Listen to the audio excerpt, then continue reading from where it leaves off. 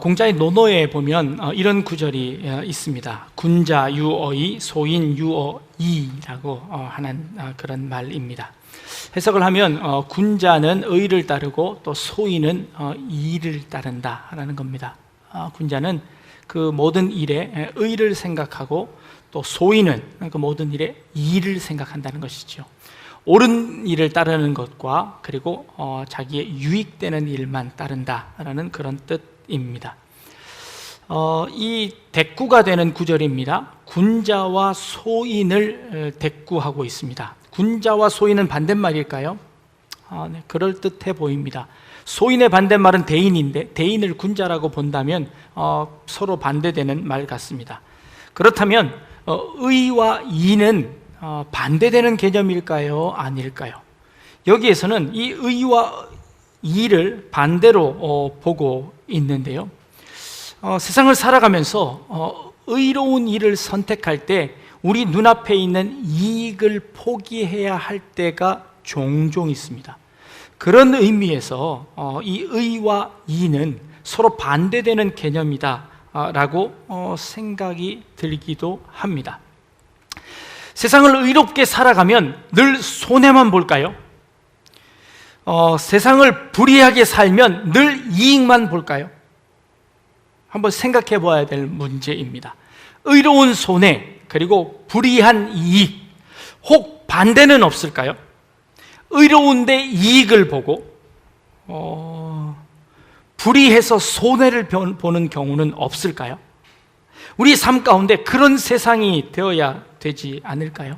그런데 이 세상을 살아가다 보면 그렇지 않을 경우가 참 많은 것 같습니다. 우리가 살아가는 삶은요, 의로워서 손해보는 것은 과정일 수 있습니다. 우리가 살아가는 과정 속에서 의롭게 해서 손해볼 수 있습니다. 그런데 그 최종 결론은 어때야 하나요? 최종 결론은 마지막 목표는 의로워서 성공해야 하고 의롭게 살아서 이를 누려야 하는 것이 참된 결론이 되어야 하는 겁니다. 여러분들이 삶을 살아가는 이 과정 속에서 의로운 손해를 볼 수 있습니다. 그러나 그것은 과정임을 늘 잊지 않길 바랍니다. 그리고 마지막 그 결론에는 의로워서 결국에 이를 누리는 그런 세상이 올 겁니다. 그런데 그 결론을 보지 못하고 중간에서 자꾸 우리는 그 일을 쫓아서 살아가는 그런 삶을 살아가게 되어집니다. 꽁 잡는 게 매라는 그런 속담이 있습니다. 수단과 방법을 가리지 않고 자신이 원하는 목표를 이루어내는 것이지요. 이것이 우리 교회 안에도 많이 들어와 있습니다. 결국에 교회가 성장하면 되지 않느냐? 그래서 교회의 성장만을 추구했습니다. 그래서 온갖 세상에 있는 방법들을 다 동원해서 교회에서 활용을 했습니다. 그래서 무조건 교회가 성장하기를 바랬습니다. 예전에 그래서 교회 성장 세미나가 얼마나 많았는지 모릅니다. 어디를 가도 전부 다 교회 성장 세미나였습니다. 교회가 성장하려면 이렇게 해야 합니다. 교회가 성장하려면 이렇게 해야 합니다 하고 그 시스템을 우리들에게 가르쳤습니다. 그런데요, 어떤 교회들은 보니까 삼성 임원들 한 분을 초빙해다가 그분이 그 교회에 출석했나 봅니다. 교회의 모든 시스템을 삼성 시스템으로 다 바꾸었습니다. 인사 조직이며 모든 거며 다 그 기업체 시스템으로 다 바꾸었더니요, 효율성이 극대화되었습니다. 그래서 교회가 조금 성장하는 것 같았습니다. 그런데 결국에 분란이 생기고 문제가 생겨지는 것을 보았습니다. 뭐로 가도 서울만 가면 된다라는 생각을 가지는 것, 우리가 어떻게 하든 원하는 그 목표만 이루면 되어진다, 그 목표만 이루어낸 그 가는 방법들은 어떠해도 괜찮다라고 하는 그 생각들이 우리의 가슴, 우리의 마음속에 많이 들어와 있습니다. 여러분들 살면서도 그래 결국에 내가 돈 벌면 되는 것 아니냐, 이래 벌어도 되고 저래 벌어도 되고, 돈 벌면 모든 것 다 묻혀지지 않냐, 내가 돈 벌어서 교회 헌금 많이 하면 되지요 라고 생각하는 것이지요. 그러나 그런 생각이 옳지 않다는 것이지요. 그래서 나는 뭐로 갈 바에는 서울 안 가고 만다 하고 아예 때려치는 사람도 있습니다. 그런데 이 두 사람들이 다 잘못되었습니다. 어떤 것이 잘못되었냐면요, 뭐로 가도 서울만 가면 된다라는 사람은요, 올바로 가면 서울 못 간다고 생각하는 것이죠. 서울 못 갈 바에는 나는 안 간다고 생각하는 겁니다. 똑바로 가면 서울 못 갈까요? 네, 똑바로 가도 서울 가야지요. 오히려 뭐로 돌아서 가는 그 서울은 오히려 신기루이고 허상인 서울일 가능성이 훨씬 더 많습니다. 우리는 우리가 가야 하는 그 정도를 밟아서 그 정도를 따라 똑바로 가야 하는 것이지요. 똑바로 가지 않는 그 서울은 잘못된 서울입니다. 그래서 똑바로 가다 보면 우리는 올바른 길로 올바른 방법대로 올바른 목표에 이룰 수 있게 되어지는 것입니다. 교회 성장도 마찬가지이고요, 우리의 삶도 마찬가지이고요, 여러분들의 회사의 경영도 마찬가지입니다. 우리가 똑바로 가지 못하는 그 길은 잘못된 길이고, 그렇게 해서 도다른 결론들은 잘못된 결론이라는 것을 늘 염두에 두시고, 우리가 가야 하는 그 길, 우리가 가야 하는 그 목표는 그 가는 그 길조차, 그 방법조차도 올바라야 하고 그 올바른 방법까지 포함되어 있는 그 결론이라는 것을 늘 명심하실 수 있기를 부탁을 드립니다. 지난주에 인터넷 그 신문 기사에 난 기사입니다. 어떤 목사님께서, 서울 은평구에 목회하시는 목사님입니다, 수요일 오전에 어떤 40대 중후반에 있는 남자 성도님이 교회를 찾아오셨습니다. 그리고는 상담을 합니다. 자기는 원래 대구에 사는데 부모님을 모시기 위해서 서울로 올라왔다는 겁니다. 그리고 이제 서울에 자기 집 주변의 교회를 둘러보는데 이 교회가 자기 교단하고 맞더라는 겁니다. 그래서 이 교단에 이제 등록을 하고 올 건데, 자기는 한양대학교 전자공학과를 나왔고 자기 아내는 숙명대학교 피아노학과를 나와서 피아노 반주도 가능하답니다. 그 교회 성도님이 아이들까지 합쳐서 한 60명 되어지는 조그만 소규모의 교회였습니다. 이 목사님이 그 말씀을 들으니까 얼마나 힘이 났겠습니까? 그래서 그 성도님들과 한참 동안 차를 대접하고 한참 동안 이야기를 하셨답니다. 근데 그분이 이제 음향 관계 일에 종사를 하시는데 교회 음향을 봐주겠다라는 겁니다. 그래서 교회 방송실에 가서 음향을 이렇게 쭉 손보면서 이거는 이렇게 조절하면 소리가 더 좋고 이렇게 좀 소리가 더 좋습니다. 그런데 아쉬운 게 하나 있는데, 마이크에 요 칩 하나를 바꾸면 소리가 아주 달라집니다. 몇백만 원의 효과를 얻을 수 있습니다 하고 칩을 바꾸라는 겁니다. 그런데 이 칩은 잘 모르니까 자기가 같이 가야 된다는 거예요. 그래서 목사님하고 차를 타고 그 용산 전자상가 쪽으로 가서 차를 같이 타고 갔답니다. 그리고는 여기 잠깐만 기다리시면 제가 저 가게에 들어가서 그 부품을 사가지고 들어오겠습니다. 주차비 내는 거 아까우니까 목사님 여기서 차 안에서 잠깐만 기다리십시오. 그리고 30만 원을 받아서 차에 내리고는 이 사람은 잠적한 겁니다. 한 30분이 지나도록 이 목사님이 그 사람이 오기를 기다리는데 아무리 기다려도 안 오는 겁니다. 그제서야 자기가 속았다는 것을 알았습니다. 속았다는 걸 알았습니다. 그리고는 그 인터넷 신문에 이렇게 올리셨습니다. 자기의 욕심이 자기의 눈을 가렸다고 이야기합니다. 방송에 관해서 조금 아는데 그 마이크에 칩을 바꾼다고 해서 소리가 달라지지 않는데, 그 온 가족이 자기 교회에 등록한다는 그 말에 자기가 그냥 금방 눈앞이 가려져서 그 사람이 말하는 대로 그냥 속아서 다 따라 했다는 것이, 결국에는 그 30만 원을 잃어버렸다는 겁니다. 그렇게 해서 인터넷에 기사를 올렸습니다. 그 밑에 댓글을 다는데요, 지난주에 우리 교회도 왔다 갔습니다. 지난주에 우리 교회도 왔다 갔습니다 라고 하시는 분들이 그 댓글을 달더라고요. 네, 우리 눈앞에 조그마한 이익 때문에 우리 그것을 다 잃어버렸습니다. 판단의 근거들을 다 잃어버렸습니다. 결국에 이렇게 해서 부흥하면 되고, 결국에 이렇게 해서 내가 원하는 목표를 이루어내면 되고 라는 그런 욕심에 그만 정도를 잃어버린 것이죠. 제가 오늘 이렇게 서론을 길게 말씀을 드리냐면, 오늘 예수님께서 마지막 시험을 당하고 계십니다. 사단이 이 예수님을 데리고 산꼭대기로 올라갑니다. 그리고 그 산꼭대기에서 천하 만물을 다 보여줍니다. 그리고는 내게 한 번만 절하면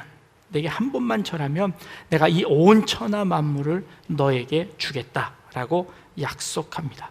예수님의 시험이 조금 유치해 보이기도 합니다. 사단이 이 정도로 예수님을 무시하면서 유혹했다고 생각하십니까? 그렇지 않습니다.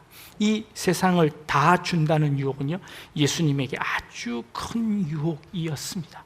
왜냐하면 예수님은 그 일 때문에 이 땅에 오셨습니다.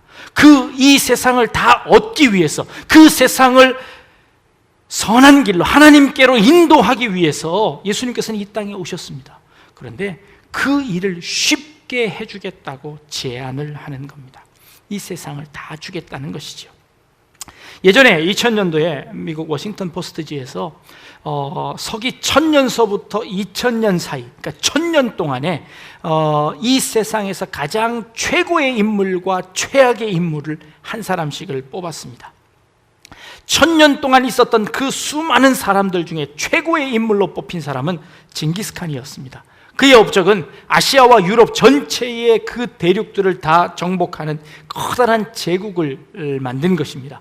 그 제국을 만들었을 뿐만 아니라 그는 관용정책을 피워서 이 동양의 문물과 서양의 문물을 골고루 섞이도록, 이 동서양이 화합하도록 만들어내는 그 일을 징기스칸이 했습니다. 뿐만 아니라 이 통신제도를 만들어서 그 중앙에 이 모든 나라의 그 소식들을 다 올릴 수 있는 그 통신제도를 만들어서 이 전 세계가 하나가 될 수 있도록 그렇게 만든 인물이었다고 최고의 인물로 징기스칸을 꼽았습니다. 최악의 인물로는 누구를 꼽았냐면 최고의 웅변술과 지도력으로 세계를 정복하려고 했던 히틀러를 꼽았습니다. 그가 가진 재능으로 이 세계를 정복하려고 했습니다. 그러나 그는 최악의 인물로 선정되고 말았습니다. 이 두 사람의 공통점은 무엇일까요? 전 세계를 자기 손아귀에 장악했던 그런 사람입니다. 그런데 어떤 한 사람은 최고의 인물로 선정되었고 어떤 한 사람은 최악의 인물로 선정되었습니다. 이 세계를 정복한다는 것은 그만큼 메리트가 있는 일들입니다. 사단이 이 예수님에게 제안한 것, 이 세계를 너에게 주겠다는 겁니다. 이 전 인류상의 최고의 인물을 꼽는다면 어쩌면 예수님을 꼽을 수도 있을지 모르겠습니다. 그래서 예수님은 이 전 세계를 이 그리스도의 사랑으로 하나 되게 했던 그 예수님입니다. 그 예수님이 이 전 세계를 손아귀에 넣을 수 있는, 그것도 손쉽게 전 세계를 정복할 수 있는 그 방법을 너에게 주겠다라고 한 것이 사단의 시험이었다는 것입니다. 예수님은요, 그 일을 감당하러 오셨는데 그 일을 하는 방법이 무엇이었냐면 십자가를 지는 방법이었습니다.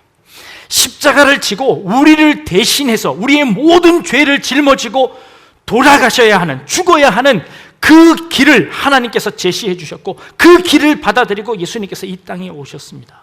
그런데 그 길을 돌아갈 수 있도록 뭐로 가는 길을 이 사단이 제시하는 겁니다. 그렇게 어렵고 힘들지 않게 그 길을 정복할 수 있다라고 제안을 하는 것이죠.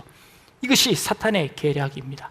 사탄은요, 늘 우리를 그렇게 우회해서 공격을 합니다. 그 우회해서 공격해서 넘어가도록 하는 것이죠. 그런데 만약에 예수님께서 그 말을 듣고 그 사탄에게 절을 했으면 어떻게 되었을까요? 쉽게 그 길을 정복했을까요? 그렇지 않을 겁니다. 사탄은 그것을 빌미로 삼아 또 다른 계략을 내어놓았을 것입니다.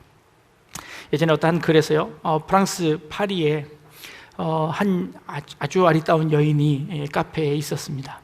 그 여인에게 데이트 신청을 하려고 하는 어떤 한 남자가요, 여러 좋은 것들로 유혹을 했는데 그 여인이 넘어오지 않는 겁니다. 영 마음을 열어주지 않습니다. 콧대가 높은 여인이었습니다. 남자가 그 여인에게 제안을 했습니다. 나하고 하루 동안만 데이트를 하면 내가 당신에게 1억 원을 드리겠습니다 하고 제안을 했습니다.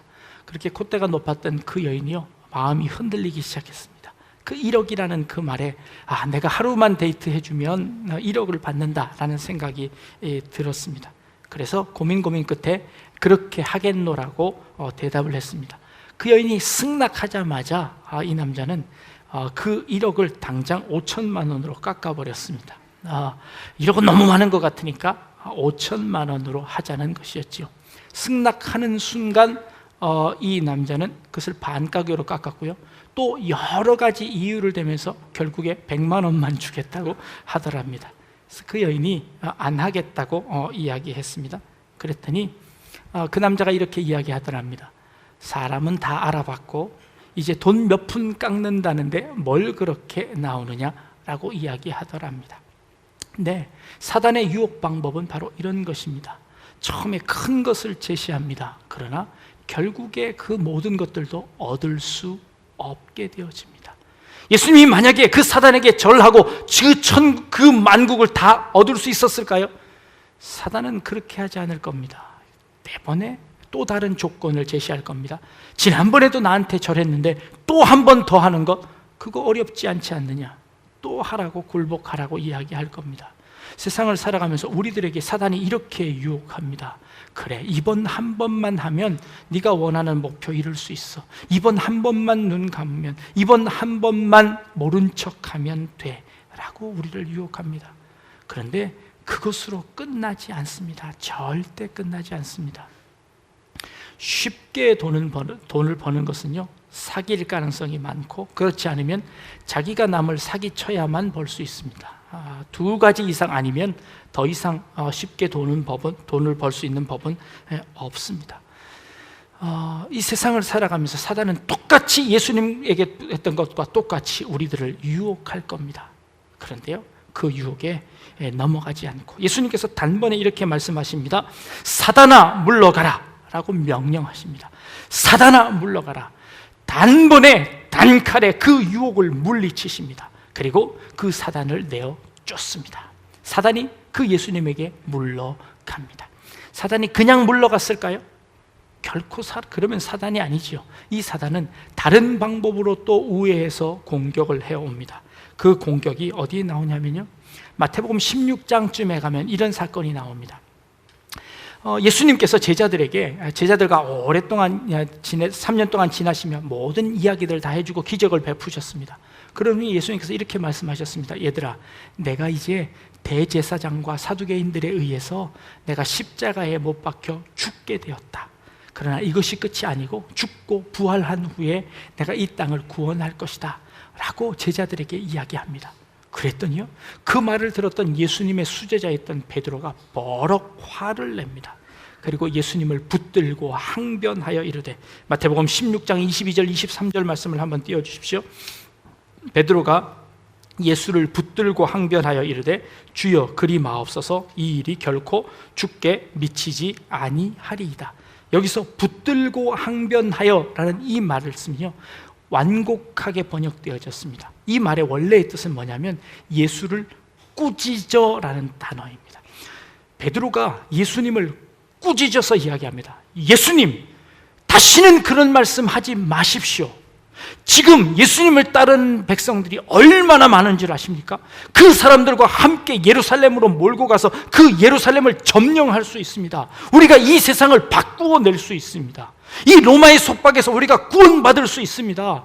저 바리새인들과 저 사두개인들, 저 유대의 관원들을 다 내어쫓고 하나님의 나라를 우리가 만들 수 있습니다. 그런데 왜 예수님 약한 소리 하십니까? 왜 죽는다고 하십니까? 왜 십자가를 지신다고 하십니까? 예수님 그렇게 하지 마십시오 하고 베드로가 예수님을 책망합니다.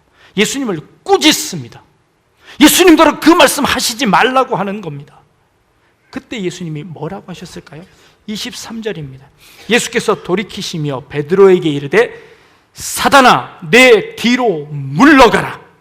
너는 나를 넘어지게 하는 자로다. 내가 하나님의 일을 생각하지 아니하고 도리어 사람의 일을 생각하는도다 라고 말씀하십니다. 조금 전 4장에서 사단에게 예수님께서 하셨던 말씀과 똑같은 말씀을 지금 베드로에게 하고 계십니다. 사단아 물러가라. 너는 나를 넘어지게 하는 자로다. 그 사단의 그 시험이 이제는 예수님에게 직접적으로 오는 것이 아니라 이 베드로를 통하여서 간접적으로 예수님에게 오고 있습니다. 예수님, 그 일 쉬운 방법이 있습니다. 왜 십자가를 지시려고 합니까? 왜 고난의 길을 가시려고 합니까? 그것 말고 다른 길이 있지 않습니까? 그 길로 가십시다 하고 예수님을 유혹하는 겁니다. 그 일이 얼마나 힘들었는지 예수님은 이 일이 있은 후에 겟세마네 동산에 올라가서 하나님 앞에 3번 기도합니다. 예수님이 기도하신 내용이 무엇입니까? 하나님, 할 수만 있으면 이 잔을 내게서 옮겨 주시옵소서. 땀방울이 핏방울이 되도록 이 잔을 내게서 옮겨 주시옵소서. 십자가 지지 않고 그 이 땅을 얻는 방법, 이 인류들을 구원하는 방법, 십자가 지지 않고 하는 그 방법이 있으면 저에게 가르쳐 주십시오. 이 잔을 좀 지나가게 해 주십시오 라고 예수님께 하나님께 기도했습니다. 그런데 마지막에 예수님께서 말씀하시지요. 그러나 나의 원대로 마옵시고 아버지의 원대로 하옵소서. 내가 하나님의 뜻을 따르겠습니다. 내가 그 십자가의 길을 가겠습니다. 그 길이 옳은 길이라면 내가 돌아가지 않겠습니다. 내가 그 바른 길로 똑바로 가겠습니다 라고 예수님께서 기도하시는 것이죠. 이 기도가, 이 유혹이 이 베드로를 통하여서 왔습니다. 교회도 마찬가지입니다. 여러분들의 삶도 마찬가지입니다. 하나님께서 그 옳은 길을 선택하라고 하십니다. 똑바른 길을 가라고 하십니다. 그런데 세상은요, 자꾸 우리더러 돌아가라고 합니다. 뭐로 가도 서울만 가면 된다고 합니다. 어떻게든 그 목표만 이루면 된다고 합니다. 그냥 잘 살면 되지 않겠냐고 합니다. 그런데 그것이 결국에 잘 사는 길이 아니라는 겁니다. 사탄이 우리를 그렇게 유혹해서 결국에 우리를 데리고 가고자 하는 그 목표가 어디입니까? 지옥입니다. 우리를 실패하게 만듭니다. 우리를 넘어지게 하는 것이 사탄의 목표입니다. 네가 나를 넘어지게 하려고 하는구나 라고 이 예수님께서 이 베드로를 책망하십니다. 베드로는 그 충성심에서, 주님을 사랑하는 마음에서 그렇게 이야기했는지도 모르겠습니다. 세상을 살아가는데 예수님, 그렇게 세상이 만만치 않습니다. 너무 순진하게 사시네요. 그렇게 순진하게 살아서는 이 세상을 살 수 없습니다 라고 이야기하는 것이죠. 그런데 예수님 말씀하십니다. 그 길을 가야 이 세상을 얻을 수 있다. 그 십자가의 길을 가야만 내가 그곳에 도착할 수 있다 라고 말씀하시는 겁니다. 여러분들의 삶이 그 천국을 향한 그 십자가의 통로를 거부하는 삶이 아니어지길 원합니다. 여러분들의 삶 가운데서 십자가의 고난을 돌아서 가지 않기를 바랍니다. 여러분들에게 주신 십자가라면, 여러분들에게 주신 사명이라면, 여러분들에게 하나님께서 주신 그 책임이라면 그 책임 짊어지고 의의 길로 가시는 여러분들 되어지기를 원합니다. 그러면 그 의가 결국에 일을 만들어냅니다. 그 의가 결국에 우리를 살려내고, 그 의가 결국에 성공하게 되고, 그 의가 결국에 우리에게 올바른 보상으로 온다는 것을 늘 잊지 않고 사탄의 유혹에서 늘 승리하실 수 있는 우리 성도님들 될 수 있기를 주님의 이름으로 축복합니다. 기도하겠습니다. 세상에 많은 유혹들이 우리에게 있습니다. 당장은 그것이 좋아 보이고 당장은 그것이 우리에게 유익인 것 같지만, 그러나 결국에 우리를 넘어지게 하고 결국에 우리를 실패하게 하는 것임을 믿음의 눈으로 깨닫게 하시며, 지금 눈앞에 이익이 보이지 않더라도 옳음을 쫓아가는 하나님의 진리와 또 하나님의 변함없는 말씀만 따라가며 결국에 그 하나님만 섬기며 다만 그를 섬기는 우리 성도님들 다 되어질 수 있도록 주님 인도하여 주옵소서. 감사드리며 예수님의 이름으로 기도드립니다. 아멘.